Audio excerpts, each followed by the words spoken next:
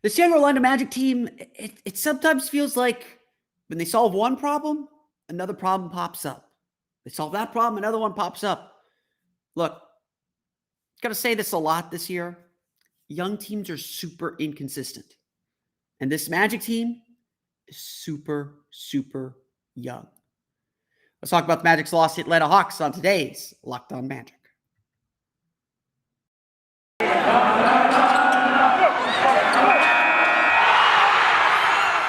You are Locked On Magic, your daily Orlando Magic podcast, part of the Locked On Podcast Network, your team every day.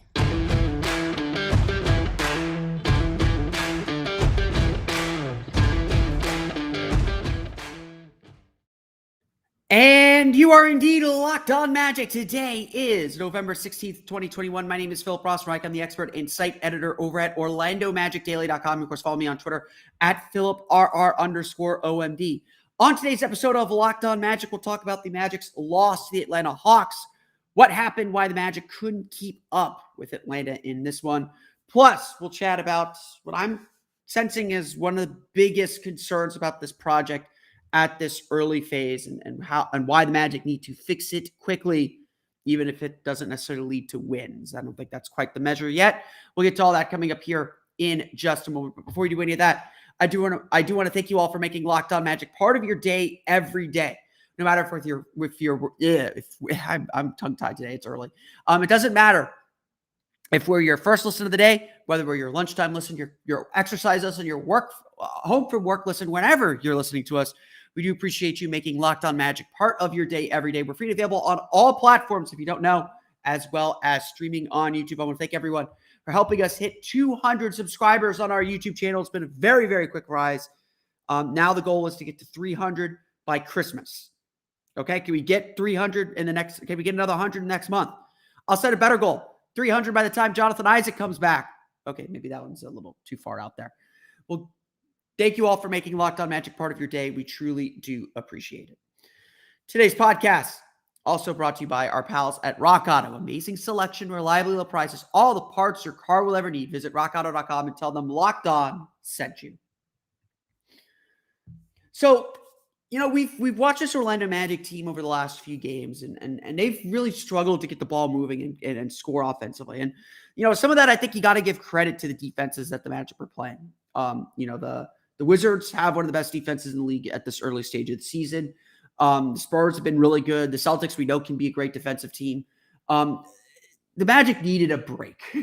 They needed a team that wasn't going to be that great defensively. And the Atlanta Hawks are not a great defensive team right now. They have good defenders. Clint Capella is certainly still a great rim protector. You could see the power of that rim protection. But Orlando was able to do whatever they wanted against Atlanta. And so it was good to see kind of Cole Anthony get his bounce back. It was good to see the team able to move the ball and able to get effective scoring and get effective playmaking. But it was very easy to see that there was a problem here. Orlando's defense has, again, not been great, but it's been decent, especially for the shortcomings that this Magic roster has. In three of the previous 4 games, Orlando gave up an offensive rating less than 110 points per 100 possessions. And, again, you want to be closer to 100. I think sub 105 is probably a really good number. But for a young team that, has struggled a lot defensively this year, was one of the worst defenses in the league for a while, getting under 110, I think, is a really good step, a really important step. It's a good indicator of things. They have generally done that. I've generally argued that their defense is probably a lot better than their numbers would suggest, or their overall numbers would suggest, because they've had some stinkers. This was not a good defensive game, period. Full stop. Magic did not defend well, gave up a lot of middle drives, forced the centers to get into the action, gave up dump downs, just really bad defense. And Orlando hung tough. I got to give them credit for that. They stayed with it. They stayed in the game. They had control of the game, kind of a back and forth control of the game. In the first half, the fight's all there. This is not a question about effort. And I think that's really important. This is not effort. But effort without direction is meaningless, to be frank, especially if you're focused on wins. And we, again, see the Magic fall into the same traps when they struggle. Look, I think Jamal Mosley said it after the game. It's the first time we've really heard Jamal Mosley kind of criticize the team. It's not quite a Steve Clifford walk-off press conference, but he really got it. He really kind of said in the team, 129 is not it. The Magic have 129 points in the game. That's not it. We got to get down and defend. And I'll talk more about the kind of the mentality that I think is missing from this team and why it's kind of a big picture problem. Again, it's not necessarily about the final result yet. It's about kind of the mentality of the team. But in this game, Orlando just never defended consistently. They never strung together stops. And that's ultimately what cost them the game. It was a close game. Orlando gave up some points to end the second quarter to give Atlanta the lead. But they were in the game. It's a 4-point game at the half, 6-point game at the half, something like that. Orlando was in the game.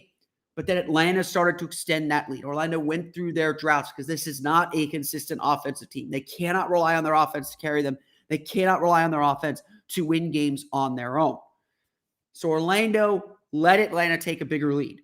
Trae Young hit a few shots. John Collins hit a few shots. Lead expanded out to, 10, 11, 12 points early in the third. Magic never really got back in it. They were never out of it. Yes, Atlanta got it, I think, to 18 at one point in the fourth quarter. The Magic were never out of this game. There's always that belief that, okay, the next run is going to win it, whether it's Atlanta making a run or Orlando's making a run. Orlando stopped the bleeding. This wasn't like the Washington game. This wasn't like previous games where the Magic could not stop the bleeding. The Magic would hold for long periods of time, for 9 minutes or whatever, and could not score and just fell behind by so much that they couldn't climb back. That they also couldn't defend well enough to climb back into this one either. And that's a really, really important distinction. Lou Williams had a nice little run of scoring to end the third quarter, give Atlanta a comfortable lead. Orlando never challenged in the fourth. Again, that's the disappointing part, that Orlando just could not muster a challenge to the lead in the fourth quarter.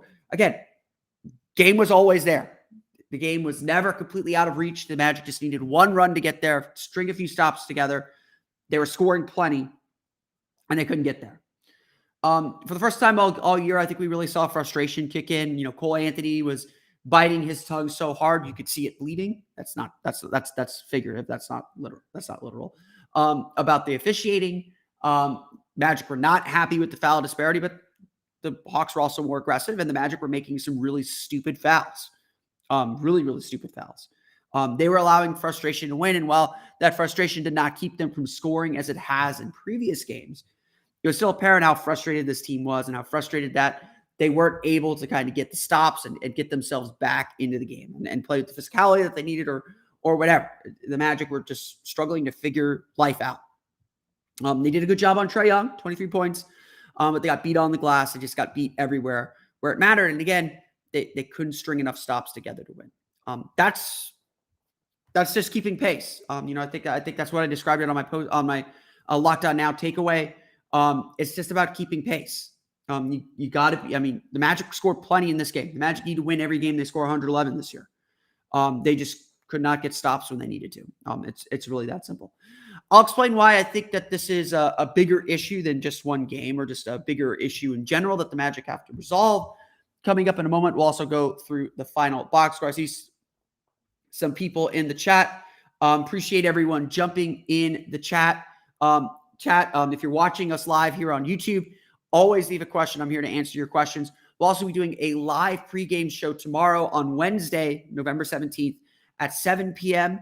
I'll send the links out, so be sure you're following me at PhilipR_OMD. We'll also be on Spotify Green Room for that live pregame show, so bring your questions to that as well. We'll get into the final box score coming up here in just a moment. But first, a quick word from our pals at Theragun. Don't let the stress of daily life weigh on your body. Whether you're an elite athlete or someone like me just trying to make it through the day tension-free, Theragun can help. Theragun is a handheld percussive therapy device that releases your deepest muscle tension using a scientifically calibrated combo of depth, speed, and power, and it's as quiet as an electric toothbrush. The Gen 4 Theragun doesn't just feel good. It gets to the source of the pain by releasing tension using Theragun's signature percussive therapy, which goes 60% deeper than vibration alone. Whether you want to treat your muscle tension from working out, an injury, or just the stresses of everyday life, there's no substitute for the Theragun Gen 4. The OLED screen and design make you feel like you're holding something from the future. Just go to their site and check it out. And the Theragun app learns from your behaviors and suggests guided routines. Theragun is trusted by 250 professional sports teams like Real Madrid and elite athletes like Paul George, DeAndre Hopkins, Maria Sharapova, hundreds of thousands of customers, and more. Try Theragun for 30 days, starting at only $199. Go to therabody.com/lockedon right now and get your Gen 4 Theragun today. That's therabody.com/lockedon. therabody.com/lockedon. We want to thank you again for making Locked On Magic your first listen every day or just part of your day in general. Like I said, we'll be doing a live pregame show tomorrow. That's 7 p.m. Before the Magic take on the New York Knicks. So be sure to join us for that. We'll be on Spotify Green Room as well as here on the YouTube channel. That will be YouTube exclusive. We will not get that on the podcast feed because it goes away pretty quickly. So bring your Magic questions. We'll chat a little bit about the Magic and the Knicks, what to expect as the Magic continue the road trip and the gauntlet begins. That's what I'm calling this phase of the schedule. But let's go through the final box score real fast as the Orlando Magic fall to the Atlanta Hawks 129-111. As someone mentioned in the comments, Cole Anthony. Holy cow, Cole Anthony. 29 points, 11 for 19 shooting, 4 for 8 from beyond the arc, a career high 11 assists. He hated that he only had 3 rebounds. Love this kid. Look, there are good stat, bad team guys. And I think a lot of the stats we're going to be watching this year it's going to sometimes feel like that. Cole Anthony at the end of last season was a good stats, bad team guy. You look at his shooting percentages, he was just shooting a lot. Someone's got to score. What we're watching with Cole Anthony for the most part this year, and I think there's still some shortcomings. I don't think he's a 29 point per game guy. I don't think he's a 20 point per game guy at his ideal or for a winning team. Maybe he'll prove me wrong on that. I'm not at that stage with him yet. But I will say this. What we're watching with Cole Anthony when he is on his game like he's been for most of the season, he is not a good stats bad team guy. This is legitimate. This is legit good offense and good scoring and efficient scoring and something that I think can last a little bit. Sorry, my ear is going nuts. This is something that I think can last a little bit. Again, you don't see guys shoot 11 for 19 with that kind of efficiency and be bad. And we've seen it fairly consistently in these big scoring games from Cole Anthony. Now, I do think Cole's kind of next step is, okay, he's kind of established he can be a consistent, a regular 20-point scorer. It's about being a 20-point scorer every night. It's about doing it with efficiency every night. It's about helping your team win every night. And I think all that's coming. Cole's passing was really good in this game. He was able to get wherever he wanted on the floor. He was you could tell very early on he had his rhythm, which he didn't have Saturday against Washington. Like Saturday was a good stats bad team game. Very inefficient from him. He's able to get the line. That's really where he scored most of his points. This game, again, I really, really, really liked the way that Cole played. I felt like he really had control of the game. The Magic kind of hit him defensively. Didn't have him with Trae Young or anything like that. But a really strong game from Cole Anthony. He stepped up with Jalen Suggs out, really made sure that he was running the team, played a team-high 36 minutes. Magic really wanted him out there, really did a good job. Kind of, again, the Magic don't function when he's not out there. That's just the statistical truth. He did a really good job in this game. The only complaint is 6 turnovers. I think he was trying really hard to kind of get the team into their offense, get the team moving, and they struggled with that, to be frank.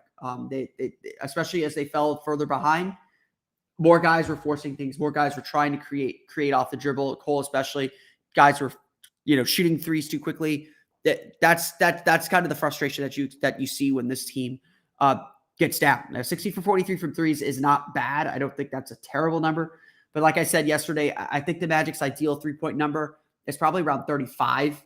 So when they're shooting 43s, something's up. Like they're not executing as well as they should have. They should, and I think that's again indicative of how the Magic have played. I'll take a look at those 3-point attempts in a little bit. Franz Voger had a nice bounce back game. He's kind of had a little bit of a down period. 19 points, 7 for 14 shooting, 2 for 3 from deep, 5 rebounds for Franz. Again, when Cole Anthony is playing this way, that opens everything up for Franz. Because Franz still needs other people to set him up. Magic have done a good job getting him the ball in some scoring positions and letting him expand his scoring game a little bit. But at the end of the day, Franz is best cutter. Franz is best working off of other guys. And I think that he did a really good job. This was a good game for Franz for the most part. Again, and a lot of that is because Cole was feeling good. Cole was playing really well. When Cole's not playing well, I think you notice Franz probably struggles. I think they're good games, kind of go in tandem. Wendell Carter had a nice game as well. 15 points, 6 for 8 shooting, 3 for 3 from beyond the arc, 9 rebounds as well for him. He had 10 of his 17 points in the first, 10 of his 15 points in the first quarter. Kind of disappeared in the game, which was frustrating to watch. Matt, this, and I think that's endemic of the Magic kind of losing the game plan a little bit and losing their identity. Atlanta's not a good defensive team. So Orlando was still able to score, whereas in other games when they kind of go away from their game plan, go away from their passing, they struggle. Atlanta's bad enough defensively that Orlando is still able to score. But I think that the Magic have to make sure they keep Wendell involved. And again, that's, I think, a sign of the health of the Magic's offense, that it's moving well, that it's doing the right things, that it is in rhythm. Those are really the big scores. Mo Bamba, 2 for 10, 1 for 6 from beyond the arc, 8 rebounds for him. He did have 4 assists and 3 steals, as well as 2 blocks. So Mo doing some decent things defensively, but Clint Capella really gave him some trouble on the glass. Clint Capella gives everyone trouble on the glass. Atlanta gets 23 from John Collins, 6 for 12, including 11 for 14 from the foul line. Orlando really struggled with fouls in this game. Collins had 14 free throw attempts. The Magic themselves only had 14 free throw attempts. That tells you kind of the disparity at play. Trae Young, 23 points, 9 for 21 shooting, 3 for 7 from beyond the arc. Give Franz Wagner some credit for some good defense on him. Franz got a good chunk of the minutes against him, did a good job as well. Bogdan Bogdanovic, 20 points, 4 for 8 shooting from beyond the arc, 7 for 11 overall. Clint Capella, 20 points, 16 rebounds for him, including 7 offensive rebounds. The Magic, I thought, did some good things defensively, but they give up 55.3% shooting, 14 for 30 from beyond the arc. Again, just too many points. Just too many. Orlando turns the ball over 16 times, but only for 13 Atlanta points. They did a good job, especially in the first half with that. Atlanta scores at least 30 in every quarter. Magic aren't winning any games when that's happening, even if they're 25 or above for every quarter. Those are games the Magic have to win. When the Magic score 111 points, that needs to be a win, period, full stop. And I think that's the big disappointment in this one. The Orlando Magic fall to the Atlanta Hawks 129-111. We'll talk a little bit about some of the bigger implications of this game and others as the Magic continue to try and figure out who they are at this stage of the season. We'll get to that coming up here in just a moment. But first, a word from Rock Auto. With the ever-increasing numbers of makes and models, it's now impossible for your local chain auto parts store to stock all the parts you need. So why endure often pointless or seemingly intimidating questioning and wait while the person behind the counter orders the parts on their computer, choosing the only brand their warehouse happens to carry? Well, guess what? You have computers. The warehouse is literally in your pocket at rockauto.com. So save time and money when using Rock Auto. Rock Auto is a family business serving do-it-yourselfers for more than 20 years.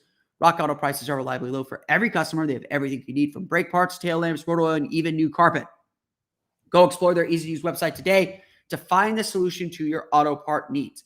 If you are someone that takes care of your car yourself, rockauto.com needs to be your best friend. Go to rockauto.com right now and see all the parts available for your car or truck, right? Locked On in their How Did You Hear About Us box, so they know we sent you. Amazing selection, reliably low prices, all the parts your car will ever need at rockauto.com.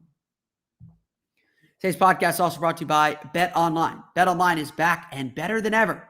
A new web interface for the start of the basketball season and more props, odds, and lines than ever before. BetOnline remains your number one spot for all the basketball and football action this season. So head to their new updated desktop or mobile website to sign up today and receive a 50% welcome bonus on your first deposit. Just use the promo code LOCKEDON to receive your bonus. That's Locked On for your 50% welcome bonus. From basketball, football, NHL, boxing, and UFC, right to your favorite Vegas casino games, don't wait to take advantage of all the amazing offers available for the 2021 season. BetOnline is the fastest and easiest way to bet all your favorite sports. BetOnline, where the game starts. So, this season, it's not about wins and losses. I will continue to say that. there's a lot of these losses that have even happened already where the Magic lost by maybe 10, 12 points. And it was just like, okay, the moment they lost the game was a stretch in the second quarter where the bench group was in, where players that we don't really care about were in, and the Magic fought to the end, and their important players played well. I don't mind those losses. I'm not going to go crazy over those losses. The way that we have to judge this team, or the way that we should be looking at this team, at least at this early stage of the season, I think maybe it'll change later on, is are they doing the things and embodying the attitude and mentality that we want to see from them? I think I said this during the offseason. I'll repeat it again. My goal for the season is not to hit a certain win total. I have them at 25 wins for the year. That's my official prediction. I would like to not be the worst team in the league, but I think that's definitely a possibility. It's not about hitting that win mark or hitting that mark. This season is about showing hints of what this team will be when they are ready to compete. Knowing what steps, what stages the team has to go through next to add players to be better next year, to continue to grow, to continue along that forward progression. That's what this season is about. It's about establishing the foundation. It's about bringing guys back from injury. Jonathan Isaac, Markelle Fultz, when they come back from injury, their health, their progression, their comfort back in a basketball game so that next year they're ready to hit the ground running is super important. So, on that front, yes, I think we're seeing some good things. I know the offense has struggled. I know there's been some difficulties and certainly some difficulties in execution, but there are good concepts within the offense. I think the Magic, when it works, have gotten really good shots they were not getting under Steve Clifford. I think that the freedom that Jamal Mosley is giving them will help in the long run. Again, there are definitely some struggles at this stage, but I do think that there are some good concepts within the offense. And defensively, I think there are good concepts as well. But this isn't about the X's and O's. This isn't about what the Magic are trying to do. This is about the attitude the Magic bring every game. This is really the big concern for me, because this Atlanta game wasn't good. The offense worked great. It wasn't good from the kind of team that the Magic want to be. And so if we're judging it against that ideal, there's certain things this team has to accomplish. And again, this year is about kind of establishing that base, establishing who the Magic want to be. And again, Monday night wasn't it. Jamal Mosley said after the game, 129 points isn't it. I'm bought into the Bell play idea. I think it's a good gimmick for a young rebuilding team. Pavlovian response to good plays. Make good plays. Do good things. Do the little things that win basketball games. Those little moments that win basketball games. I don't think you keep it with a veteran team. I think it only works with a young team. But I think it's important. And the fact that it's there, the fact that people have talked about it, the players have talked about it, it's meant to be part of the culture. It's meant to be part of the way that this team wants to operate. To me, it's simple to dismiss Bell plays as simply a reminder to make hustle plays. It really is. But to me, it's not about that. It's about a mindset. It's about an attitude. I'm going to be first to the ball. I'm going to beat you to the floor. I'm going to do the things that the dirty work that you don't want to do. And that's what's going to separate wins and losses. When this team is more talented, when this team has its pieces together, when this team has more experience, hopefully later in the year, we'll see some of this pop out. This team is going to be willing to do the things that other teams aren't. It's as much about a mindset as it is about making these little plays. It's not about diving on the floor. It's about having the willingness, the instinct to dive on the floor, to be the one chasing after the ball. To me, what's been most disappointing about the early part of the season, again, we're 3-10, I think. What's been really disappointing to me for a lot of these games is that mindset isn't always there. And it's not about diving on the floor. It's not about making hustle plays all the time. It's about an offense that isn't always on the attack or struggles or like, again, gives deference to the great players in this league. It's about a defense that seems like it's hanging back, like it's not pestering and making life hard for their opponents. The big thing that I'm frustrated with, the big thing that I'm noticing that concerns me at this early stage of the rebuild is this team's, kind of overall aggressive attitude isn't always there. I don't mind the Magic playing a zone defense. I think the Magic's zone defense has been really effective. What I don't like is them hanging back, them not getting into the ball consistently, them not making life hard for the other team. I honestly, some of it might be the depth because the Magic don't have a lot of depth yet. They're still dealing with injuries, and certainly Isaac and Fultz's return will help tremendously with this attitude, perhaps. But we were promised kind of a high-pressure defense. We were promised a defense that the Magic would get into the ball, cause a lot of problems, pressure, trap. That's as much an attitude as anything. And we're not seeing it consistently. We certainly didn't see it against Atlanta. Too often, Trae Young came around a screen with a free lane to the basket. No one there to meet him. No one there to be a little physical with him. The Magic were maybe a little too physical. They had 27 fouls in the game, but and so maybe that caused them to scale back because they didn't know what a foul was in this game. But overall, the Magic have to be about an aggressive attitude. You can't let teams beat you to 50-50 balls because you have the attitude that it's my ball. I'm going to go get it. Defensively, you got to have the attitude of, I'm going to stop you from scoring. And if not, I'm going to make you feel it if you do score. You're going to be physically tired trying to score against me. The Magic just haven't done that consistently yet. They've had a training camp. They've had a homestand now. And I would say that their defensive attitude, their defensive intentions, their defensive aggressiveness have been super inconsistent. And I think that's why we're seeing the defensive struggles and the defensive numbers that we are. Look, the Magic have shortcomings defensively. Their guards, when Jalen Suggs is in the game, aren't great defensively. Cole Anthony is still struggling defensively. We're seeing, Chuma Okeke get beat a few times last night. The Magic are not a great rebounding team. Mo Bamba and Wendell Carter are not great rebounders. I think Orlando has to do a better job getting out in transition. Their fast breaks are terrible. And part of that is they're a bad rebounding team. They don't have good rebounders to get outlets. They don't have guards that are getting up the floor quickly. There are a lot of issues. But the Magic have to be about an attitude.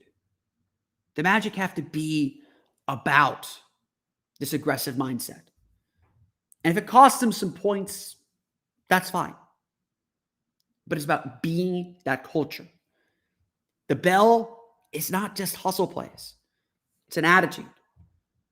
And frankly, the most disappointing part of the season, we haven't seen that attitude play out consistently. That the Magic are being this team, this aggressive team, going after wins, getting at teams. We're not seeing that. Not every night. And again, we're not expecting them to win every night because there's a talent deficit. But they have to be as aggressive as they can be. You have to make sure teams know that you played the Magic tonight. And I think that's as much of a goal as anything else.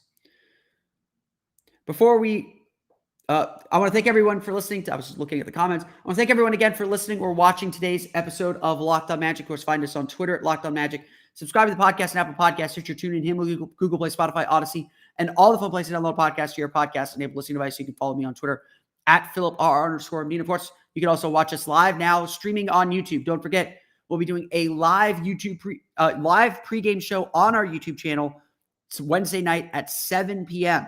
So we'll take you up the half hour leading into the Magic's game against the New York Knicks. We'll also be on Spotify Green Room if you want to join the show that way. and get your calls in and hear your voice on the air. So we'll have fun. We'll have fun answering some questions and talking a little bit about the Orlando Magic before we get to the game on Wednesday against the New York Knicks.